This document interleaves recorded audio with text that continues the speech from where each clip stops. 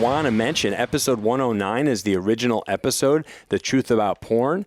And that episode is our number one episode all time here on Strong by Design. So, that's why we have you back, right? Yeah, it's amazing. You guys have, the first time Mike shared that with me, I mean, it was a while back. It's been there at the top for a while. And, I just want to start, again by thanking you guys. Obviously this is not the easiest topic to address. You guys always, seek out the controversial conversations, which I love. But I always love to start these, with thanking the guest in the audience for, really allowing us to have this conversation, because I think it's probably one of the most needed ones. It really is, because it's such a prevalent issue that's so taboo, and people really don't like to open up about it ever. Take people just through quickly what you are doing so that, catch people up. And then let's just get into some of the transformations and some of the other areas of this subject matter that are pretty important for you.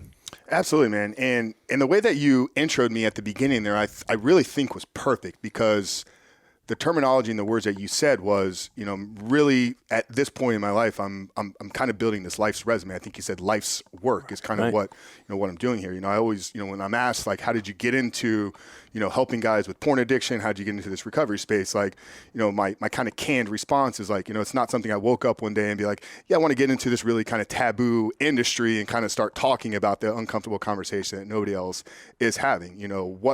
What everything that I'm doing today has been a result of, my own my own personal transformation, looking myself in the mirror and having the difficult conversation with myself first about what it is you're doing, some of the secrets that you're holding, and some of the things that you're not sharing with people about who it is you really are. So a lot of this started, with me kind of cleaning up my own life and really kind of getting clear on, like, what is this that I'm consuming on a, at that point, multiple times a day basis.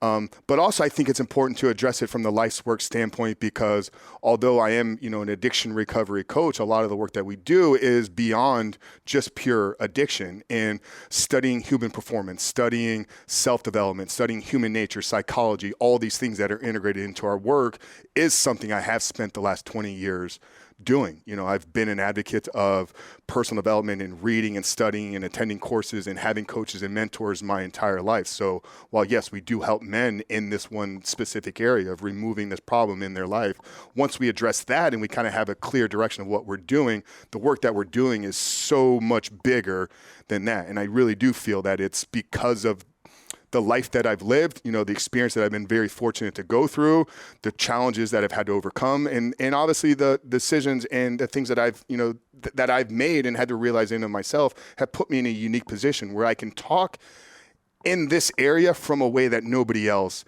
is. And I think that's something that has really been a major driver for some of the success that we're having with our work, because it comes from a very unique standpoint where it's nobody else in this space is having some of the conversations and is attacking it the way that we are at Rebuilt Recovery. This is part 2.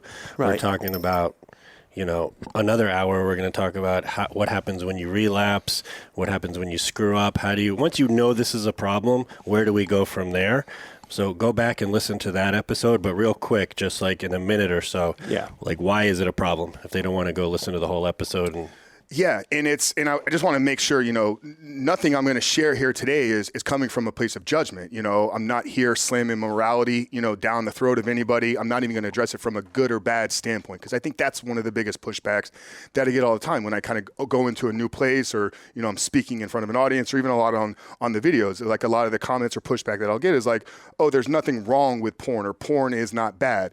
And I'm not here to tell you if it's good or bad. Like, for you, it's not something that I worry about. It's not a conversation I'm even interested in having. What I want to do is I want to come from an education standpoint so people can understand what's happening to the brain, which obviously Mike addressed, we talked about for about an hour on the last podcast. I think to maybe summarize that in a way is probably the easiest way is to look at it through the lens of neuroscience and understanding a little bit of what dopamine is. So neuroscientists, or science in general, they look at dopamine, which is a modulator or neurotransmitter. It's basically a chemical, and we have all these different chemicals. You know, we have dopamine, serotonin, oxytocin. Like, they all kind of serve different parts in just our everyday life. You know, they give us good feelings, they give us feelings of joy, they give us feelings of happiness, they give us feelings of motivation.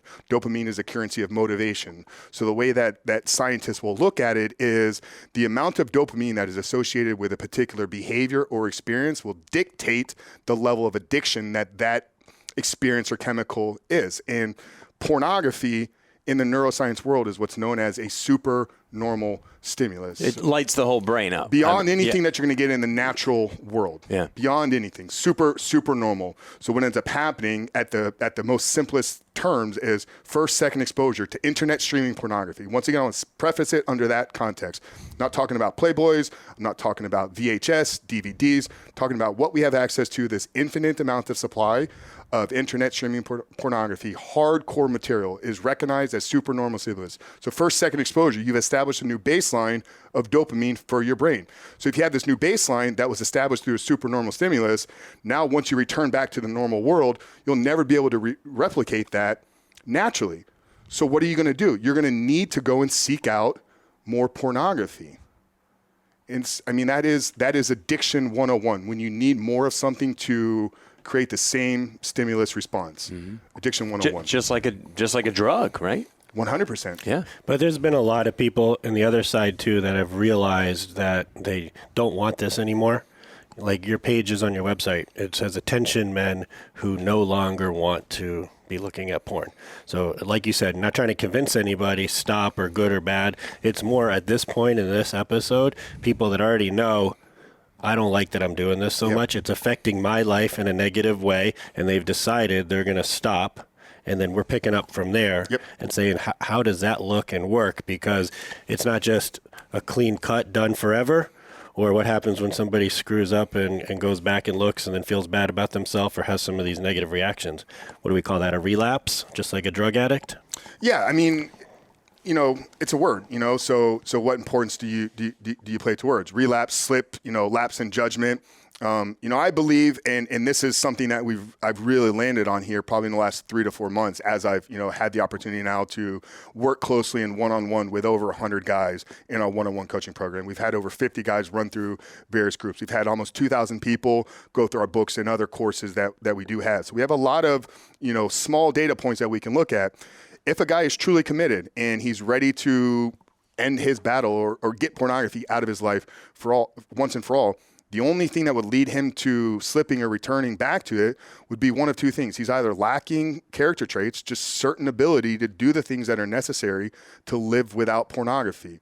You know, and that's not a judgment of somebody's character, because character traits aren't something that you're naturally born with. You may have innate tendencies to lean towards a more disciplined character. You may have more tendency to lean towards certain character traits like willpower, so forth. But a lot of that is stuff that has to be developed over time, which is what we do within our program. So you'll slip or relapse or fall back into your old pattern of behavior due to lack of character traits or the lack of self-belief in and of yourself. And I think this is probably where most men sit, because if you've maybe recognized that porn has been a problem in your life, you've probably said, I'm done with this now, I'm never going to go back. And you've probably made that promise to yourself. The guys listening right now, a dozen, maybe 24 times, maybe 100 times. A guy is out there, he's like, you know what, I've said this before, and then they find themselves 2 days later, you know, sitting in a secret corner in their house, laptop, late night, whatever it is.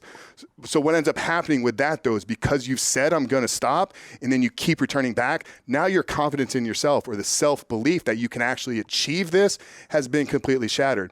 And that's the biggest hurdle that I'm facing with the vast majority of the men that we're working, is they just don't believe that they can live the desire. without it. The desire is there, but they don't believe it in the sustainability of their desires. Yeah, because they're attaching. They've failed so many times. Yeah, they're attaching something that is pure neuroscience and is caused by their brain to what they are associating to their sexual needs or their sexual desires. And I think we need to separate them and understand that this pull is coming from behaviors and decisions and programming of ourself that is leading us to need a chemical hit, not something that we need sexually. The act of watching pornography and having real intimacy or real sex with your wife or partner are two different things, and they're two different behaviors. The brain and body respond completely separate. But I think the problem happens is when guys begin to say, oh, I have a high sex drive, so I need to watch a lot of pornography. Or I have these certain desires that were given to me, or I was born with these certain needs and tendencies and, you know, things that kind of